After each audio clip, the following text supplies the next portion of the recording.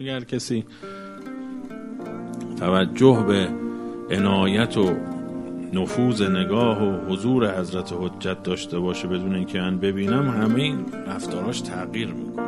ما بسیاری از مشکلاتمون از اونجایی است که توجه به این نداریم که داره ما رو میبینه. بسیاری از مشکلات، خیلی جاها سختی به همون میرسه، گرفتاری پیدا میکنیم، یه مشکلی داریم، یه دل شکسته‌ای داریم، بی‌پناهی احساس میکنیم، یا حاجتی داریم، یا سختی به همون میرسه، یا یکی به همون ظلم میکنه، یا یه جای گیری داریم نمیدونیم به کی بگیم. همینی که بدونیم اون نگاه میکنه خیلی به ما آرامش میده. خیلی از اون کسانی که راههای فراوانی طی کردن، اصل ویژگیشون این بود که توجه داشتن که حضرت حجت اونها رو میبینه. به یاد حضرت